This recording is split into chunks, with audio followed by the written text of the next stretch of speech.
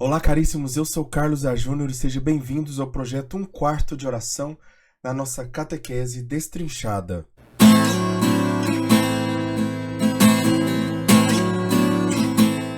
Hoje nós vamos falar sobre um tema que particularmente foi um tema que motivou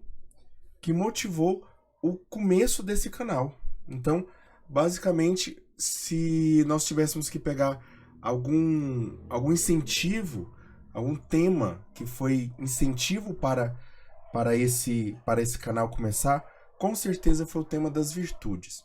Porém, eu falava de uma forma ainda um pouco não catequética, não porque era errado o que eu estava falando, não, mas era somente porque eram virtudes jogadas ao vento, né?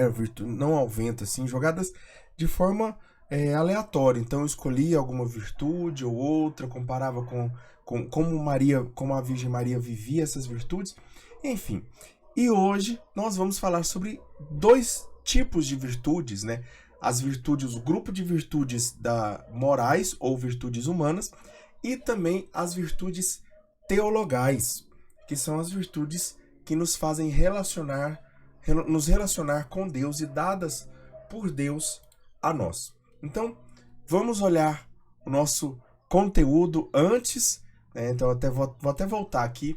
Antes, se inscreve no canal, deixa o seu like, compartilha esse vídeo com outras pessoas, assiste esse vídeo até o final e vamos compartilhando. Compartilha mais esse vídeo, mostra para outras pessoas também o que são virtudes teologais, o que são virtudes cardeais, o que são ou virtudes morais, né? E depois a gente vai crescendo nessa vida, nas virtudes, certo? Então vamos lá, então. Basicamente, hoje nós vamos falar sobre um artigo só desse tema. Se você está acompanhando os últimos conteúdos, você está percebendo que estão voltados para artigos, né? E agora nós vamos falar sobre um artigo só, mas que vão envolver três temas particularmente: as virtudes humanas, que são as virtudes cardeais ou morais, as virtudes teologais e os dons e frutos do Espírito Santo, certo? Vamos lá então. O que deve ocupar o pensamento humano? Então, primeira coisa que nós precisamos observar para entender esse tema é o que deve ocupar o pensamento humano. Se a consciência é o cabresto, como nós falamos na semana passada, as virtudes são os braços que o puxam. Quanto mais fortes, melhor. Então, lembra que para nós puxarmos o cavalo, né, para que a vontade, para que a razão domine sobre a consciência, né, e tenha ligação, unidade, intimidade com a consciência, é necessário ter esse cabresto, né, que quanto mais forte ele é, quanto mais esse cabresto é forte, porém não adianta nada o cabresto ser forte, né, ou seja, aquela pessoa que tem um pensamento firme sobre aquilo que ela deseja, mas os seus braços são fracos. Ela não tem força nem para puxar a cabeça, a boca do cavalo ali. Então, é a mesma coisa aqui. As virtudes, se elas não forem esses braços fortes, se elas não se fortalecerem, a pessoa não vai conseguir controlar a sua vida. Deve ocupar, então, o pensamento humano.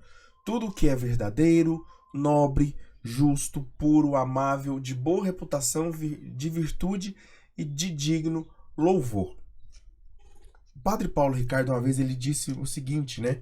Isso, assim, eu já vi em outras pregações também, mas ele falou nessa pregação, ele disse o seguinte: você é o que você consome. Então, se você consome, se você acorda e já vai mexer no celular, se você olha,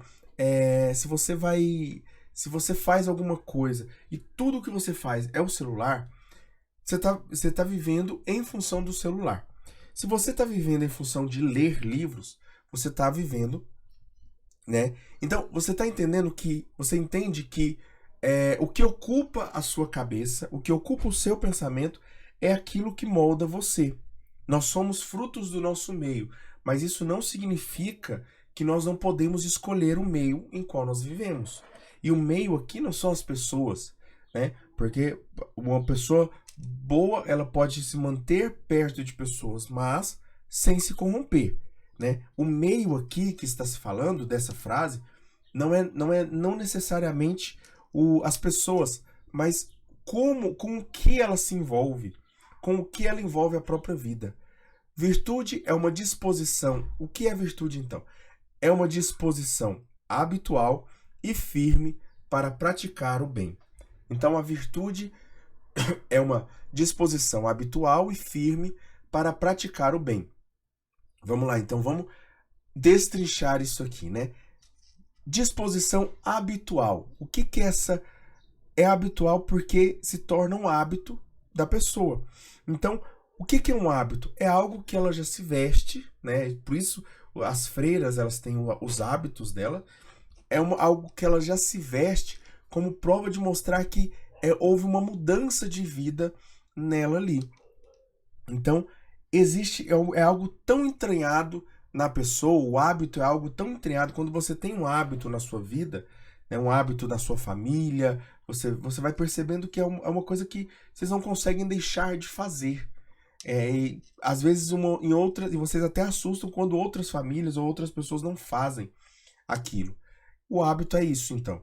E essa firmeza, ou seja, não adianta ser somente um hábito, mas se não for firme, se não for uma coisa sólida para praticar o bem. A virtude, então, é essa prática do bem habitual e firme. Praticar atos bons, dar o melhor de si mesmo, tender para o bem com todas as suas forças sensíveis e espirituais, e procurar e optar pelo bem em atos concretos. Então, procurar fazer o bem, procurar viver o bem. Falaremos sobre os 3 tipos de virtudes adquiridas. As virtudes humanas, ou virtudes ou cardeais ou morais, podem ser qualquer uma dessas nomenclaturas. As virtudes divinas, que são as virtudes teologais, ou seja, as virtudes que nos fazem relacionar-se com Deus, e os dons e frutos do Espírito Santo. Vamos então para a primeira, que é as virtudes humanas. O catecismo ele vai chamar de virtudes humanas, mas nós as conhecemos também como virtudes cardeais ou virtudes humanas. E por que são virtudes humanas? São virtudes humanas porque elas são inatas no ser humano. O ser humano, nenhum homem ou mulher nasce sem essas virtudes. Ele pode não fortalecer essas virtudes, não trabalhar essas virtudes. Mas isso não significa que a pessoa nasça sem essas virtudes. E ela pode ir aumentando e crescendo essas virtudes. Então, mesmo uma pessoa sem fé, ela pode praticar, pode ser uma pessoa com todas essas virtudes. Nós vamos ver quais são essas virtudes. O homem virtuoso é aquele que livremente pratica o bem. Então, a gente já sabe, né, por experiência, né, só por observar, que para fazer o bem a gente não precisa necessariamente de uma religião, né? Então, a pessoa não precisa de uma religião para praticar o bem, para fazer o bem. Mas a virtude é a virtude humana, e ela pratica esse bem a partir das virtudes humanas. Como se chamam? Como se chamam essas virtudes? Podem se chamar, então, de virtudes humanas, morais ou virtudes cardeais. E o que são? São atitudes firmes e disposições estáveis e perfeições habituais da inteligência e da vontade. Lembra lá das nossas 2 faculdades superiores, a razão e a vontade, ou inteligência? Inteligência e razão, quando eu falo, é sempre a mesma coisa aqui, né? A inteligência e a vontade, que são perfeições habituais já da nossa inteligência e da nossa vontade. É algo que eu faço não somente não é contra a minha vontade, mas ajudando a minha vontade. Então, a minha vontade ela não precisa nem pensar, nem cogitar para fazer aquele bem, para fazer o bem, tá bom? Então, o oposto de virtude é vício, que é o quê? O vício é uma disposição habitual e firme para fazer o mal. Então, aí nós temos as duas a diferença do vício e da virtude é que ambos são disposições habituais e firmes para praticar algo. No caso dos vícios, para praticar o mal. No caso das virtudes, para praticar o bem. E o que fazem as virtudes? Elas regulam os nossos atos, Então ela vai regulando aquilo que eu vou fazendo pela forma, se eu sou uma pessoa forte, uma pessoa temperante, uma pessoa madura, casta, moderada e assim por diante, eu vou sendo regulado por esses atos. Aliás, essas virtudes vão regulando os meus atos. Elas também ordenam as minhas paixões. Então, você pode reparar uma pessoa que fala que é impulsionada pelas paixões e tudo mais, é porque ela não consegue ordenar e organizar essas virtudes dentro dela. Elas também guiam o nosso procedimento segundo a razão e a fé. E aqui entram duas palavrinhas que parecem ser contraditórias, né? Porém elas não são. Dentro da Igreja Católica existe um consenso de que a razão e a fé elas andam juntas. Tanto que existe um documento de São João Paulo II, do Papa João Paulo II, falando sobre a razão e a fé. E nesse documento ele fala que a razão e a fé elas são duas asas que nos levam. Um pássaro ele não pode voar com uma asa só, assim como o ser humano não pode voar só com a fé ou só com a razão. E o que essas virtudes morais elas nos conferem? Elas nos conferem facilidade para se levar uma vida moralmente boa. Então, ela vai nos ajudando a viver uma vida moralmente boa. Isso é aquilo que o jovem rico faz. Então, ele já vive uma vida moralmente boa. Ele já vive uma vida moralmente boa, mas ele precisa de algo mais. Ele precisa de algo mais. E a gente vai ver mais para frente nos próximos episódios, nas próximas virtudes. Também nos confere um domínio para se levar uma vida moralmente boa. E também se confere uma alegria para se levar essa vida moralmente boa. Então ela nos dá facilidade, domínio e alegria para se levar uma vida moralmente boa.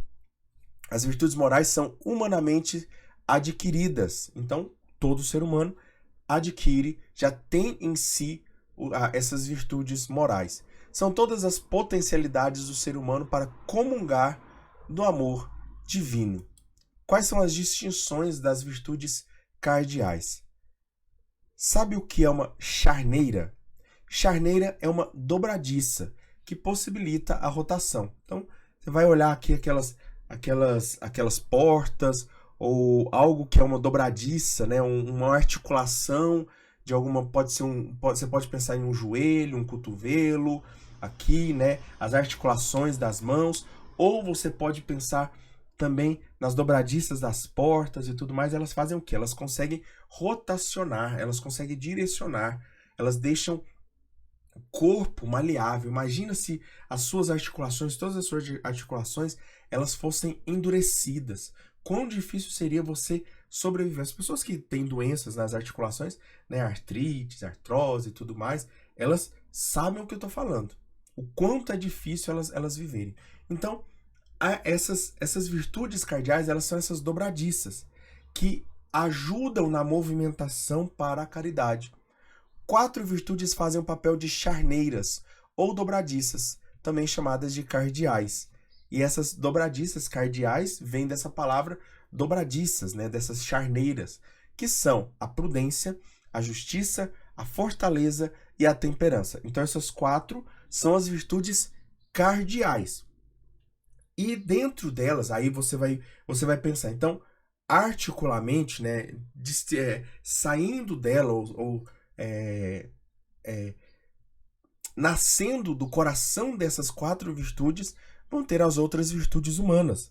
Mas todas elas são, então essas 4 virtudes são como se fossem as mães, as raízes, a matriz, as virtudes matrizes dessas outras virtudes, certo? Você pode pegar qualquer virtude e pensar em alguma virtude, e essa virtude ela vai se desdobrar para chegar até uma dessas 4 virtudes, que é a prudência, justiça, fortaleza e temperança. Todas as outras virtudes se agrupam em torno delas. Tem vários outros nomes e aparecem em várias passagens bíblicas. No livro de Sabedoria, capítulo 8, versículo 7, aparece: e se alguém ama a justiça, seus trabalhos são virtudes. Ela ensina a temperança, a prudência, a justiça e a força ou a fortaleza. Não há ninguém que seja mais útil aos homens na vida. Então, o que ela faz? As virtudes, elas dão utilidade para o homem. As virtudes dão utilidade para o homem. E as virtudes cardeais, então agora nós vamos falar uma a uma sobre elas. Primeiro, o que é a prudência? A prudência é a virtude que dispõe a razão prática para discernir. Ou seja, é a virtude que me ajuda a discernir de uma forma prática e racional sobre alguma coisa. Essa virtude, então, ajuda a escolher os justos meios, é a reta norma da ação, diferente da timidez e do medo, diferente da timidez, do medo, da duplicidade ou da dissimulação. Então é aquela pessoa, não é aquela pessoa que deixa de fazer uma coisa por medo, né? Ela deixa de fazer uma coisa porque não é racional fazer e não é prático fazer também. Ela guia, então, ela ajuda a guiar as demais virtudes, as demais virtudes. E ela ajuda também nas dúvidas, ela quem direciona o bem e evita o mal. Então ela que vai falar assim, olha, esse aqui é o lado do bem, para cá que eu vou pro bem e para cá que eu vou mal. Então ela vai direcionar, ela vai dar essa direção, ela vai dar esse norte para as nossas vidas. Agora a virtude da justiça. A virtude da justiça, então, ela consiste na constante e firme vontade de dar a Deus e ao próximo o que lhes é devido. Então, lembra lá quando Jesus ele fala o que é justiça? Dar a César o que é de César e a Deus o que é de Deus.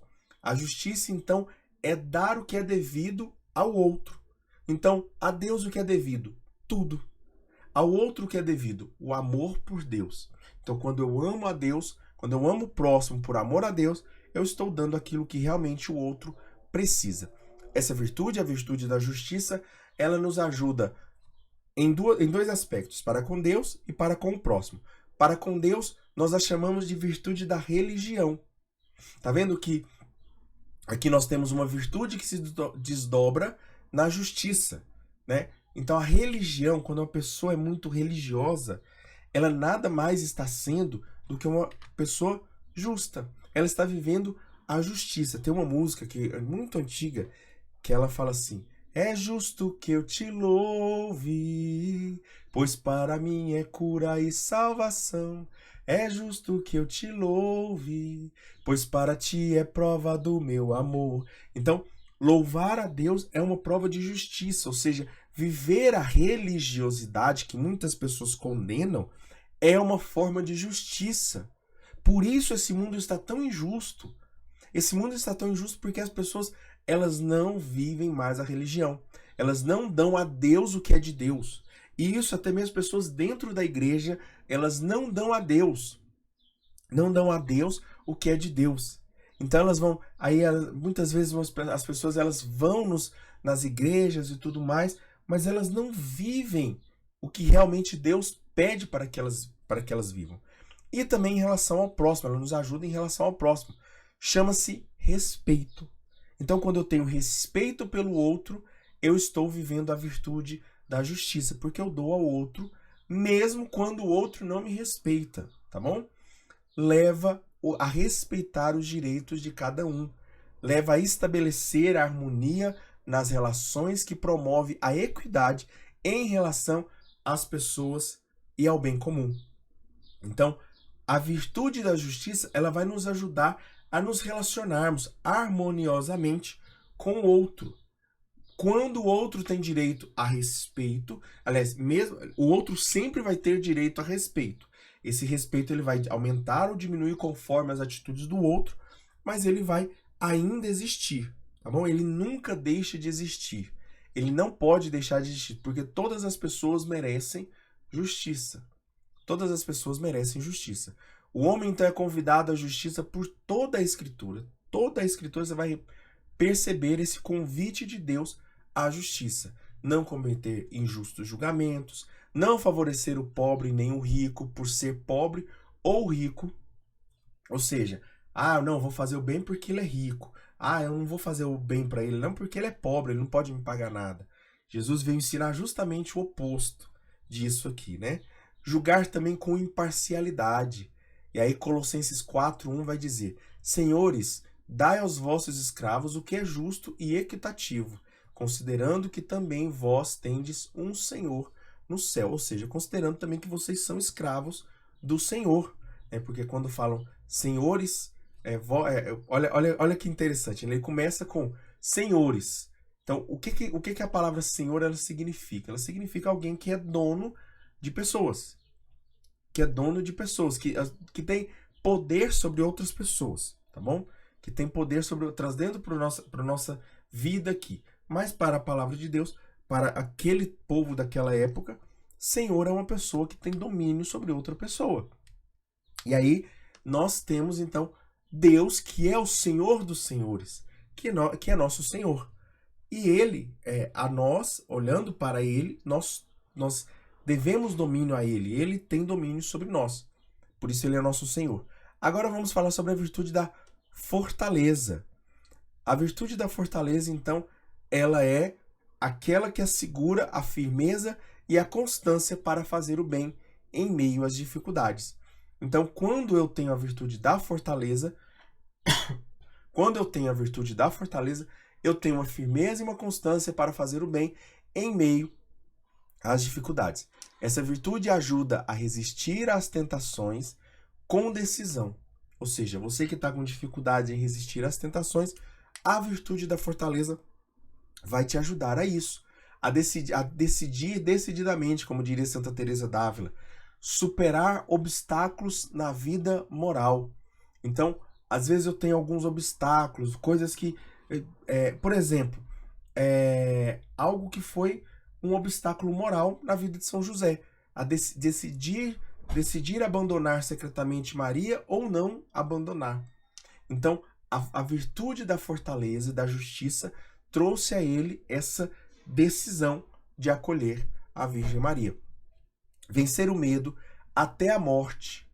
Vencer o medo até a morte, ou seja, mesmo que eu morra, eu prefiro vencer o medo, porque eu tenho uma fé.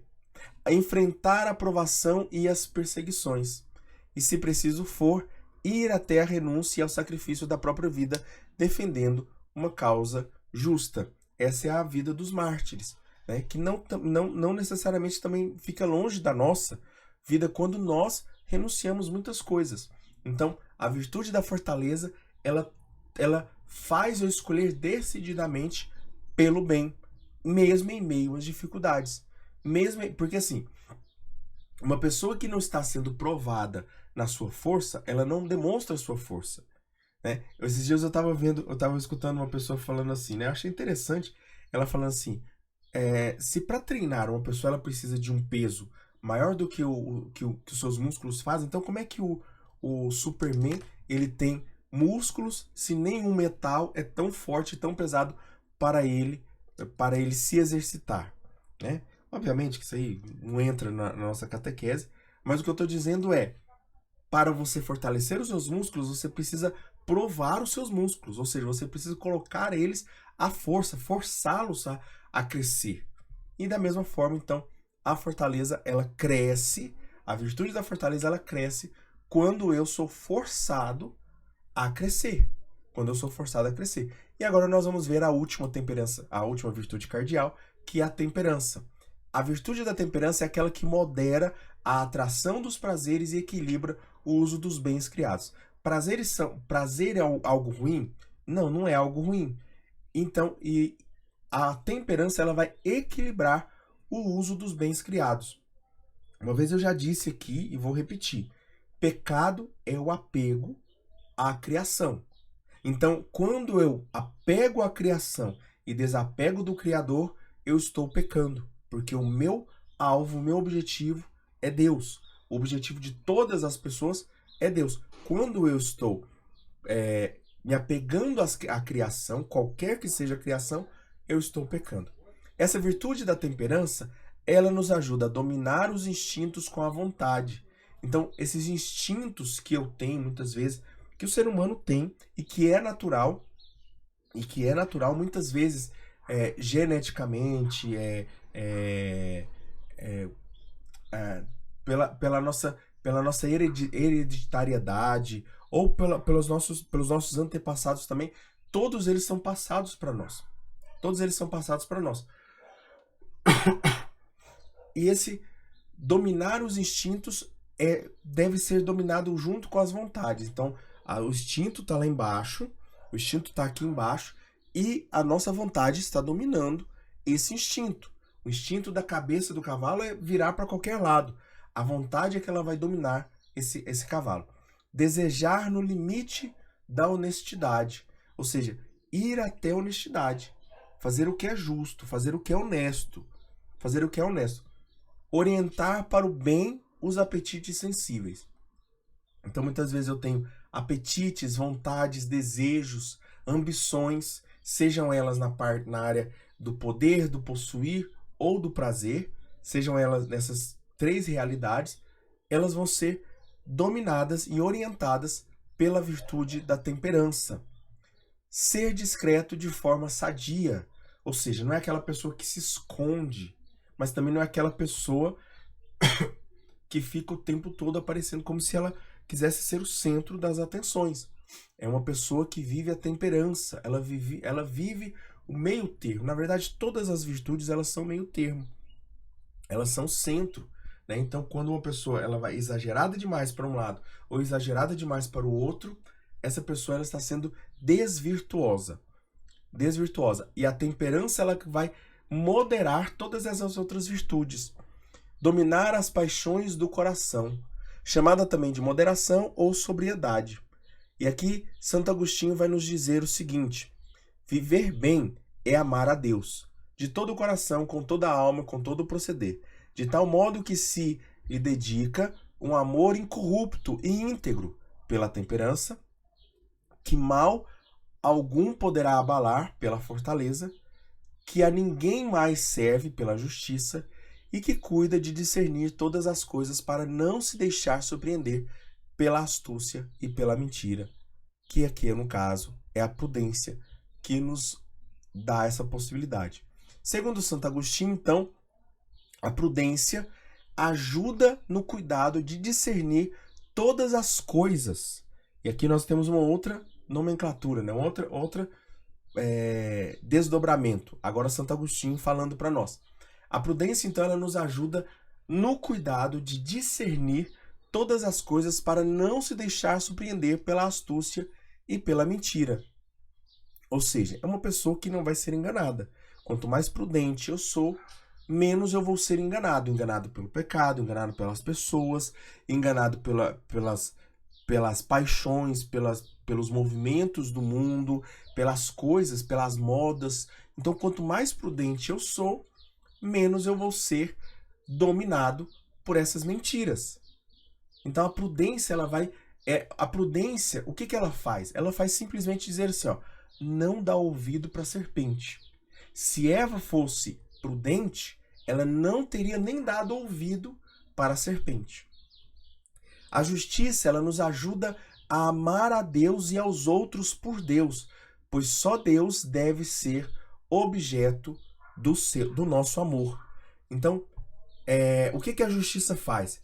Ela faz eu amar a Deus e amar os outros por Deus. Ou seja, eu só devo amar a Deus. O amor que eu dou ao outro é consequência desse amor que eu tenho por Deus. Deus é o único objeto do nosso amor. Quando aquela música fala assim, quero amar somente a ti, né? Que muitas pessoas questionam se é certo ou se é errado. Na verdade, essa música ela está falando justamente disso. Então, Jesus me diz para amar as pessoas. Sim, mas Jesus me diz para amar, eu estou amando por Jesus. Porque Jesus disse, porque as palavras de Jesus é que tem poder sobre mim. Não só porque eu amo e tudo mais. Né? E até mesmo não é um amor concorrente. Não é um amor concorrente. Eu não amo o outro em concorrência do amor a Deus. A virtude da fortaleza, ela nos ajuda na firmeza do amor que não se abala por nada e mantém-se onde Deus o colocou. A fortaleza, então, é essa rocha que nos mantém aonde Deus nos colocou, aonde Deus nos deixou. Então é essa firmeza do amor, de não se abalar por nada, dessas circunstâncias. Apesar das circunstâncias, eu sou forte. E a virtude da temperança ajuda a dedicar amor na medida certa e às coisas certas, pelo motivo certo. Ou seja, a temperança ela faz fazer o certo, na medida certa. Não é somente amar a Deus, mas eu tenho que amar a Deus na medida certa. Na medida certa. Então, sim, às vezes a pessoa ela acha que ir à igreja demais é um amor a Deus, e às vezes ela está não amando a vocação, ela está sendo negligente no seu trabalho, na sua família e tudo mais. Então, ela tem que amar na medida certa, as coisas certas e pelos motivos certos. Ou seja, eu devo amar a minha família? Sim, pelos motivos certos, fazendo a coisa certa, levando eles para a salvação. Se eu amar a minha família e achar que o pecado que eles estão cometendo é certo, eu não estou amando a minha família, certo? E aqui nós vamos ver as virtudes demais e as graças. Para nós encerrarmos as virtudes morais. As virtudes humanas, então, são adquiridas pela educação, pelos atos deliberados e pela perseverança contínua. Então, eu posso aprender a ser forte, temperante, prudente, justo, pela minha educação, pelos atos deliberados, atos da minha liberdade, ou pela perseverança. As virtudes humanas são purificadas e elevadas pela graça divina.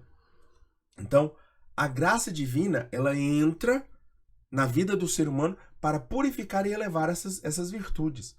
As virtudes humanas são auxiliadas por Deus, forjam o caráter e facilitam a prática do bem. O homem virtuoso sente felicidade ao praticar o bem. Você já viu aquelas pessoas que aqueles personagens de filme, alguma coisa assim, de desenho, e às vezes quando o personagem ele é todo mal, de repente ele faz um ato bom. E aí você vê um sorrisinho nele, assim, sabe? Aquela alegria. Aquela alegria. Por quê? Porque existe a virtude dentro daquela pessoa. Ela só não pratica, ela só não tem costume. Então, ela gosta de fazer o bem, né? Então, quanto mais bem nós fazemos, mais prazer nós vamos ter e felicidade nós teremos. E quais são os desafios da vida à graça divina e à graça divina? É difícil manter o equilíbrio moral devido ao pecado. Então, o pecado ele vai nos corrompendo. O pecado é esse contrapeso das virtudes. Cristo oferece a graça necessária para perseverar nas virtudes através da salvação. Então, Cristo vai nos dar a graça necessária para perseverar através da nossa salvação. A salvação é a virtude, é a graça maior para nós lutarmos contra o pecado. É a vitória contra o pecado. É essencial, então, pedir constantemente essa graça, ou seja, pedir constantemente que Jesus me salve. Pedir constantemente a salvação de Jesus sobre a minha vida. Recorrer aos sacramentos, que são manifestações da salvação, manifestações visíveis da salvação de Cristo.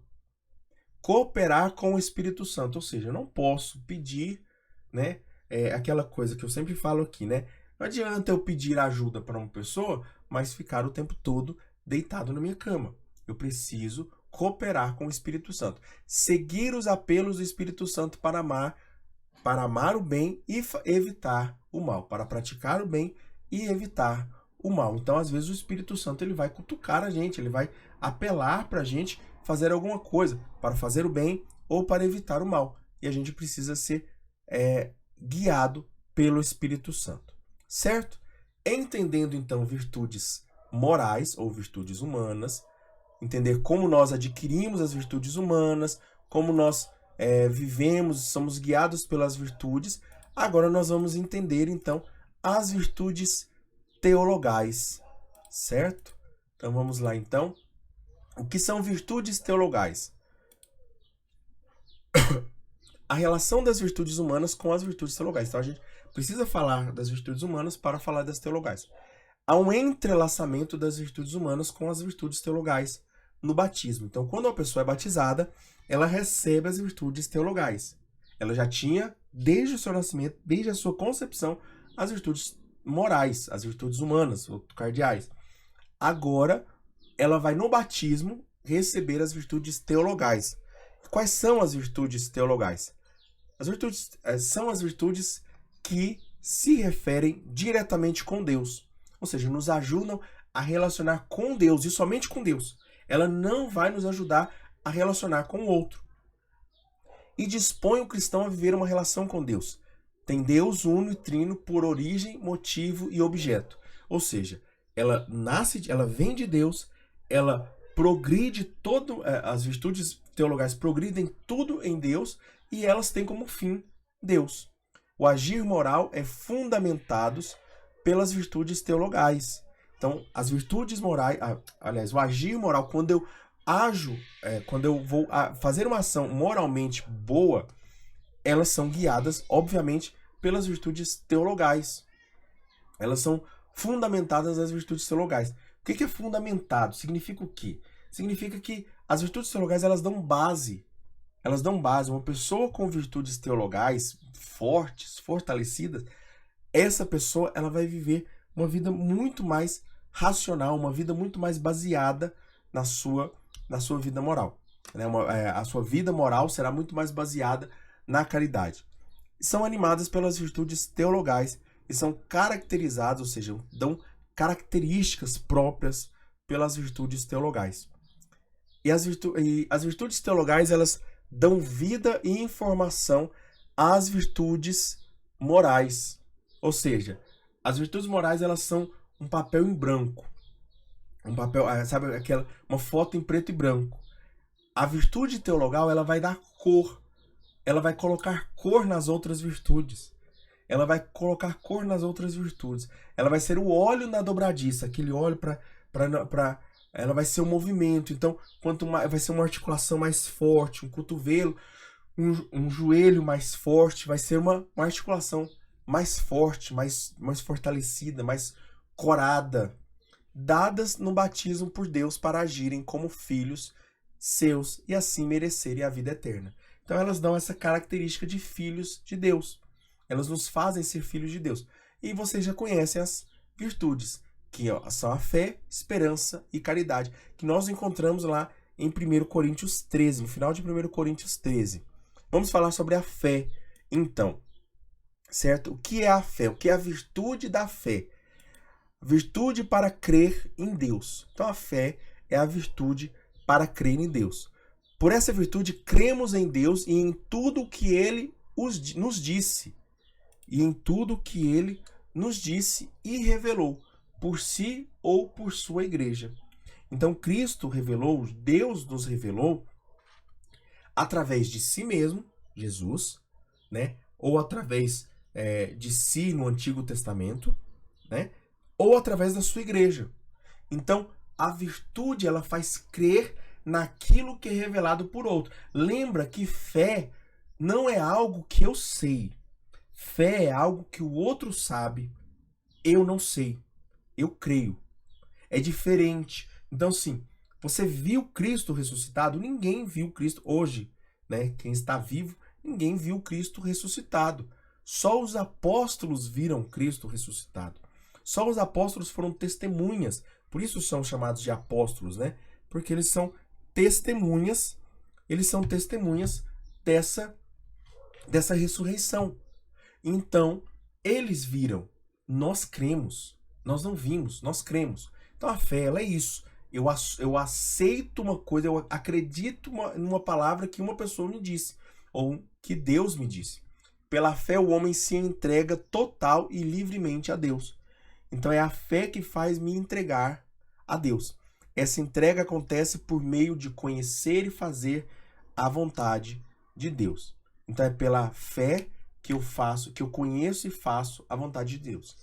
A fé viva atua pela caridade. Então a fé viva, ela vai atuar pela caridade. Não pode uma coisa ser desconexa com outra coisa. Qual é o pecado contra a fé? O pecado contra a fé, peca contra a fé aquele que não aplica suas obras conforme a fé que tem em Cristo. A fé é a adesão do cristão à esperança em Cristo e sua caridade. Ou seja, essa fita adesiva que me conecta, que me une a Cristo.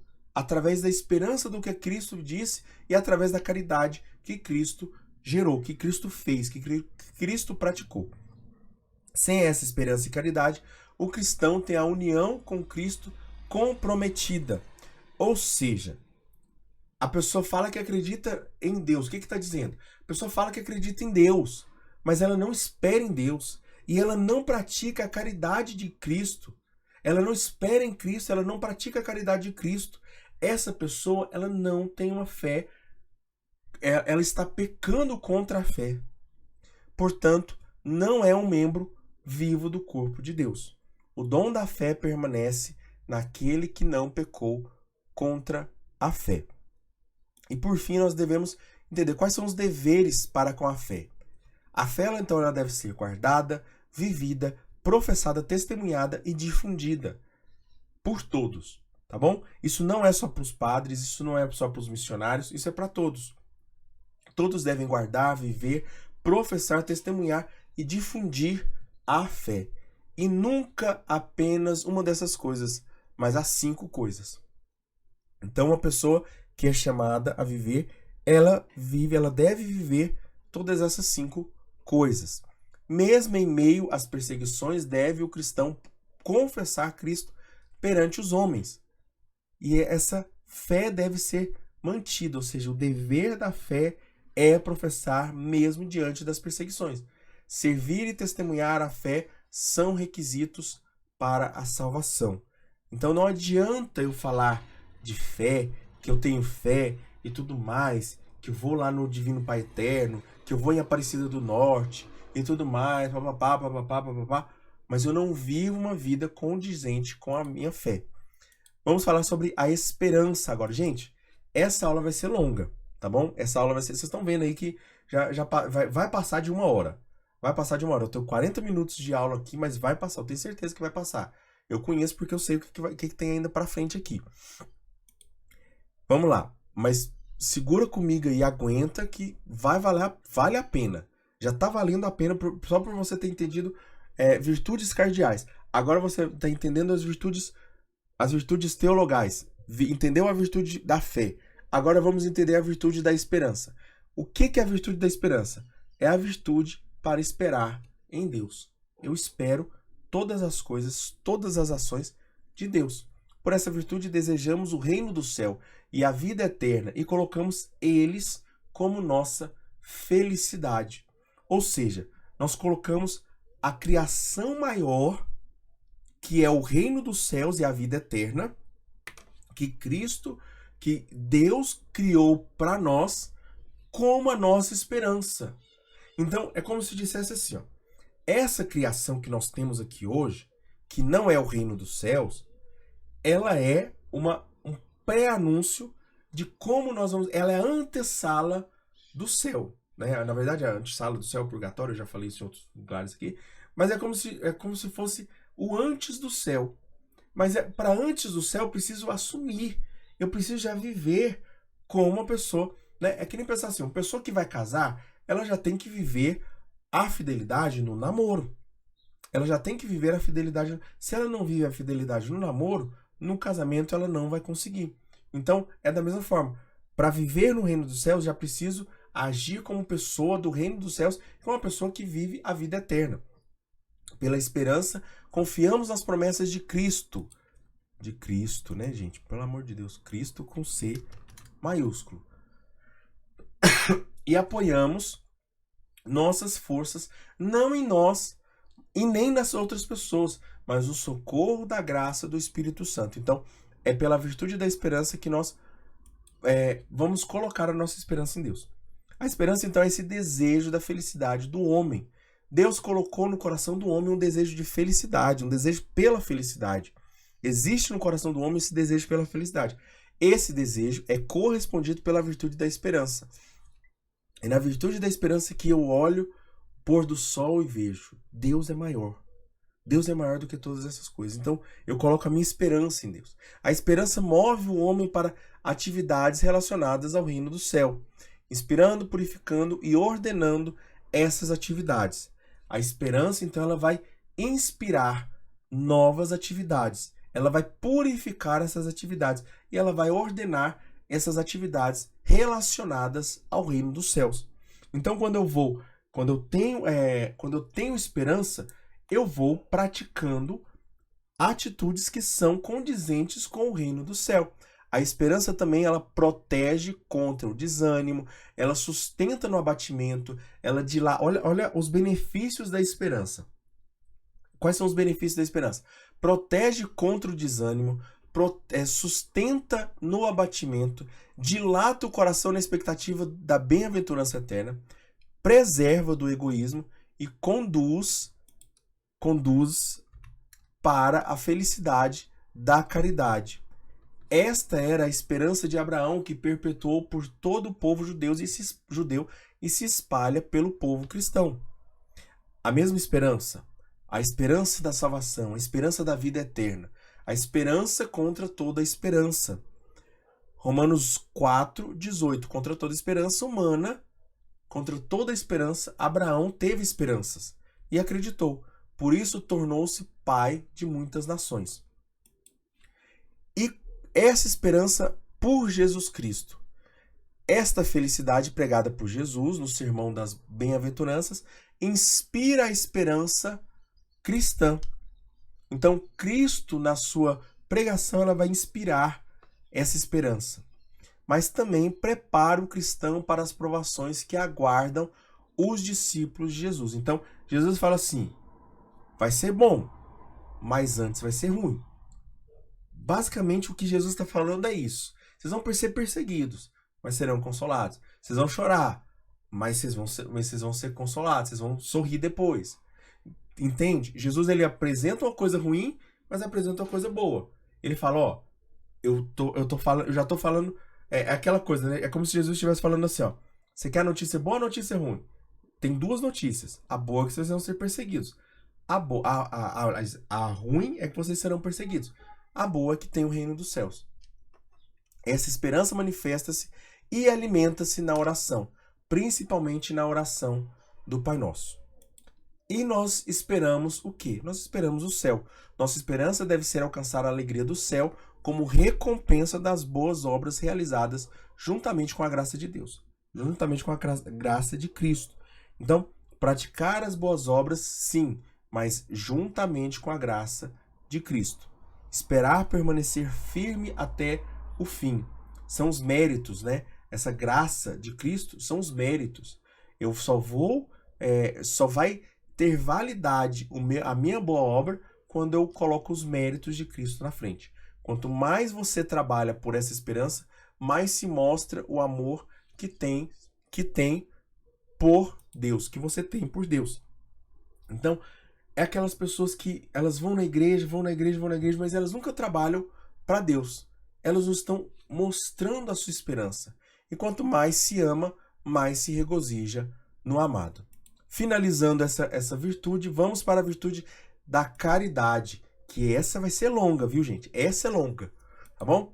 Vamos lá. O que é a virtude da caridade? É a virtude para amar a Deus. A caridade é a virtude do teu local pela qual amamos a Deus sobre todas as coisas. Isso aqui tem alguma coisa errada aqui. A caridade é a virtude pela qual amamos a Deus sobre todas as coisas. É isso. Amamos a Deus sobre todas as coisas. Amamos por eles mesmos e amamos ao próximo como a nós mesmos por amor de Deus. O motivo de amar o próximo e nos amar é por amor a Deus. E é um mandamento novo. A caridade é um mandamento novo dado por Jesus. Somos chamados a imitar Jesus, que amou até o fim, assim como o Pai. A caridade é o fruto do Espírito e da plenitude da lei. Então, como chegar à plenitude da lei?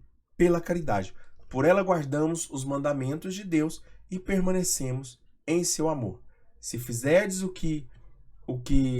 se guardardes os meus mandamentos, permanecereis no meu amor, e eu e o Pai faremos morada em vocês. Entende? Então, a caridade é essa ajuda, ela nos ajuda, essa ajuda para guardar os mandamentos e para que Cristo more em nós, viva em nós. O Pai e o Filho e o Espírito vivam em nós. E Jesus ainda nos convida ao amor aos inimigos. Quando éramos inimigos, Cristo nos amou. Então, o que é inimigo? É aquele que está diferente, é aquele que está distante, é aquele que está afastado. É aquele que existe alguma diferença. Qual é a diferença de Cristo? Por que nós éramos inimigos de Cristo? Nós éramos inimigos de Cristo porque não tínhamos reconciliados, não éramos reconciliados com o Pai. Cristo é que nos reconciliou. Mas para nos reconciliar, ele tem que nos amar primeiro. E ele nos amou.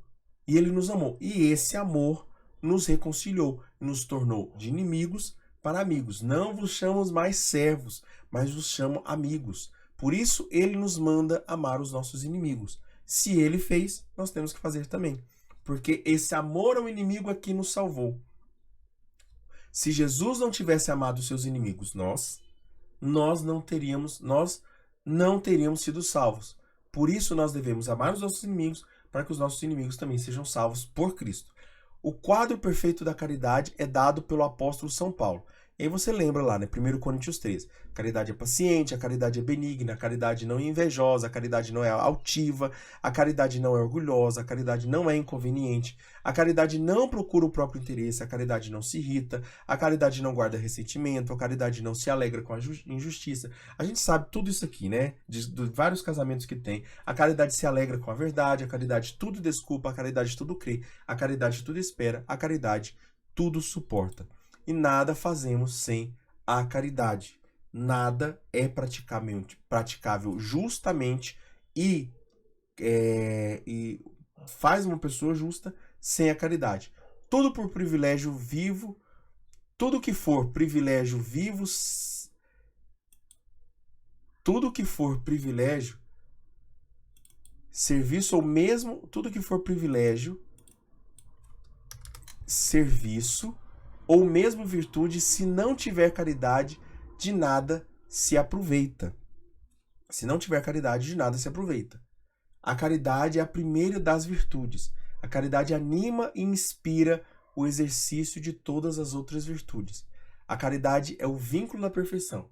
A caridade forma as outras virtudes. Ela dá forma para todas as outras virtudes.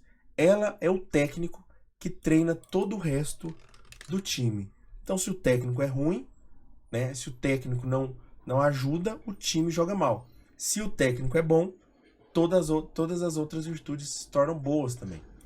A caridade, então, nós somos escravos ou mercenários ou filhos. Nós somos chamados a viver essas três realidades. O catecismo ele vai nos apresentar essas três realidades. O cristão que pratica a vida moral animada de caridade alcança a liberdade espiritual. O cristão pode ter três posições. Ele pode ser um escravo que teme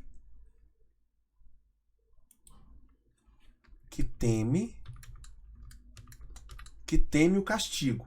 Então, por que o escravo faz o que faz? Ele faz o que faz porque ele teme o castigo. O mercenário, ele visa a recompensa, o dinheiro, o money. Então, por isso ele faz o bem. Ele pode até fazer um bem, mas ele faz o bem visando não Deus, mas ele visando o dinheiro. O escravo, ele teme o castigo. Já o filho, ele faz porque ele ama e obedece o pai. Então nós temos três posicionamentos. A gente pode ter três posicionamentos. O do escravo que teme o inferno. Eu vou fazer o bem porque eu temo o inferno.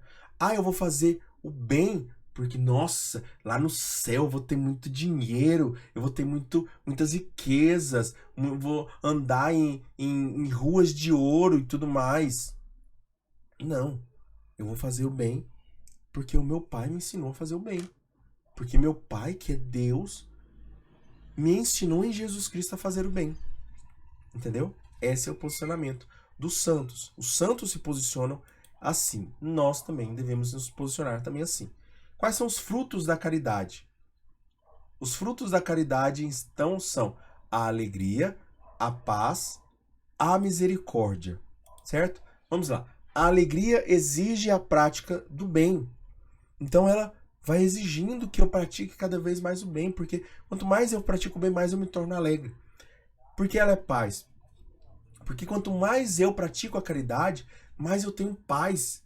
Ela aquieta o coração nas tribulações e nas perseguições. Quanto mais eu pratico a caridade, mais eu tenho, então, essa misericórdia. Eu consigo olhar o coração do outro. Eu consigo ver a dor, o sofrimento do outro. Porque Cristo teve misericórdia, porque olhou a nossa dor e se compadeceu. A caridade também suscita reciprocidade. A caridade é desinteressada e liberal, ou seja, ela é livre. Ela não fica se pegando a pequenas coisas. A caridade é amizade e comunhão. A caridade é amizade e comunhão. Ela não é inimizade, ela é amizade. E ela não é separação, ela é comunhão. A caridade deve ser o combustível e o fim para todas as outras obras. Então a gente viu que a caridade, sem a caridade não adianta. Não adianta fazermos nada. Agora vamos olhar então, para finalizarmos, vamos falar sobre os dons do Espírito Santo e os frutos do Espírito Santo. O que são os dons do Espírito Santo? Certo? E aqui a gente vai ser rápido, por quê? Vai ser rápido porque a gente vai falar isso posteriormente, tá bom? Estes dons, o que são os dons do Espírito Santo? Estes dons sustentam a vida moral do cristão. Então ele vai dar sustentabilidade para o prédio, para erguer o prédio, são as colunas. Então quando eu construo um cômodo novo para o castelo da minha vida interior, né, de uma virtude, de alguma coisa, eu vou ser sustentado por esses dons do Espírito Santo. São disposições permanentes que tornam o homem dócil aos impulsos do Espírito Santo.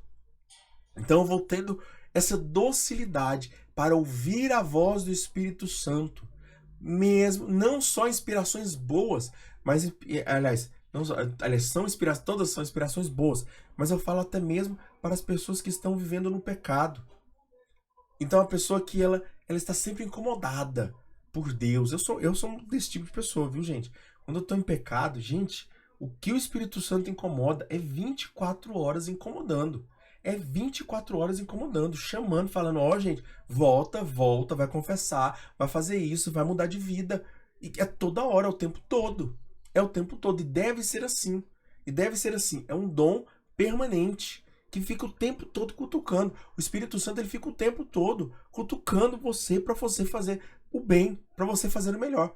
São complementos das virtudes que o homem recebe, tanto as teologais quanto as cardeais, tanto as teologais quanto as cardeais. Tornam os fiéis dóceis na obediência pronta às inspirações divinas. Então aquela pessoa que está, sabe aquele salmo, eu gosto muito desse salmo, fala assim, os olhos do servo estão fixados na mão do seu Senhor. Por que é isso? Por que fala isso? Porque assim, quando o Senhor levanta a mão para falar assim, faz isso, ele aponta aqui, ele faz esse gesto aqui, o servo já fica atento para aquela direção, ele já olha para aquela direção. É isso, ele está atento aos olhos, ele está o tempo todo falando assim, Deus vai falar alguma coisa comigo aqui. Quando Deus fala, eu peguei, entende? É isso, essa obediência pronta das inspirações divinas. São 7 os dons do Espírito Santo: sabedoria, entendimento, conselho, fortaleza, ciência, piedade e temor de Deus. A gente vai falar sobre eles depois, tá bom? Sabedoria, entendimento, conselho, fortaleza, ciência, piedade e temor de Deus. Todos eles são fortalecidos no crisma. No crisma, eles acontecem, eles já são dados no batismo, mas eles são fortalecidos, impulsionados e confirmados no crisma, na confirmação, no sacramento da confirmação. Certo? E para nós finalizarmos, nós temos os frutos do Espírito Santo. Os frutos do Espírito Santo são as perfeições que o Espírito Santo forma em nós. Então, se os dons do Espírito Santo são essas colunas para construir as paredes, né? Os frutos do Espírito Santo são as paredes, mas não é qualquer parede, são paredes belas, são paredes cheias de adereços, de quadros, de coisas que embelezam aquela fortificação, aquela edificação. São as primícias da glória eterna, ou seja, eu já começo a vislumbrar a casa, o castelo que eu estou construindo. Eu já vou percebendo, pelos frutos do Espírito Santo, eu já vou percebendo que eu estou entrando no céu. que eu estou entrando no céu. Uma pessoa que vive, né, que tem os frutos do Espírito Santo em si, os frutos do Espírito Santo em si, ela tá uma pessoa muito mais, ela tá vendo muito mais o céu na vida dela do que uma pessoa que não está vendo os frutos do Espírito Santo na sua vida, certo? Então é como se eu já estivesse entrando na casa. Sabe aquele negócio, comprei na planta? É isso. A gente está comprando o nosso terreno pelas nossas atitudes, pela nossa caridade, um terreno no céu, pelas nossas atitudes, pela nossa caridade. E aí nós vamos construindo a cada virtude, é isso que ele está fazendo aqui. Então, basicamente é tudo isso aqui, né? Então, se a gente fosse pegar aqui as virtudes teologais, elas são a base, né? Aliás, as virtudes morais, elas são o terreno, As virtudes teologais, elas são o alicerce, ou seja, as fundações da edificação, para deixar ela mais forte, ou seja, elas conectam as virtudes morais ao restante das outras virtudes. Ela dá esse óleo, ela dá esse brilho, ela dá essa conexão perfeita da articulação das virtudes morais, das virtudes humanas. E aí nós temos também a casa que elas vão sendo construídas pelos dons. Os dons do Espírito Santo, elas são as colunas, os pilares e tudo mais. Só que se você tirar só as colunas e as fundações, não é uma casa bonita, não é um castelo bonito. E aí nós vamos ter as paredes, que são os frutos do Espírito Santo. E aí nós temos já uma casa pronta, uma casa digna, certo? São primícias, os frutos do Espírito Santo são essas primícias da glória eterna. São 12 os frutos do Espírito Santo. Caridade, alegria, paz, paciência, bondade, longanimidade, benignidade, mansidão, fidelidade, modéstia, continência e castidade. Essa caridade aqui, ela é justamente essa virtude, mas como disse, ela é o fundamento, mas ela também vai além. Essa caridade vai além. Então ela vai abranger todas as outras etapas, todas as outras partes do castelo, seja o terreno, nas virtudes teologais, nas virtudes morais, seja nos fundamentos, na fé, esperança e na caridade, obviamente, né? Nas colunas dos dons do Espírito Santo e também nas paredes, que são os frutos do Espírito Santo, que são os frutos do Espírito Santo, que são, mais uma vez, caridade, alegria, paz, paciência, bondade, longanimidade, benignidade, mansidão, fidelidade, modéstia e continência. Por que nós não vamos falar sobre eles? Porque posteriormente nós podemos falar sobre eles aqui. Eu tenho quase certeza que o catecismo ele fala sobre eles futuramente, certo? Então por hoje nós encerramos. Eu achei que ia passar muito tempo, graças a Deus não passou. Então foi no tempo exato, perfeito. Deus é maravilhoso, como sempre ele nos ajuda. Então, louvado seja o nosso Senhor Jesus Cristo, para sempre seja louvado. Então, se inscreve no canal, deixa o seu like, compartilha esse vídeo aqui e comenta aqui. Eu vou fazer uma palavra diferente, tá bom? Pra gente não... Mas uma palavra que eu falei aqui. Você vai comentar castelo, tá? Para nós lembrarmos dessas virtudes, de todas as virtudes, dos dons e dos frutos do Espírito Santo que nos ajudam a construir esse castelo nas nossas vidas. Deus abençoe a sua vida. Muito obrigado por ficar aqui até o final. Ficamos selados na proteção de Deus que é Pai, Filho e Espírito Santo. Amém. Deus abençoe a sua vida.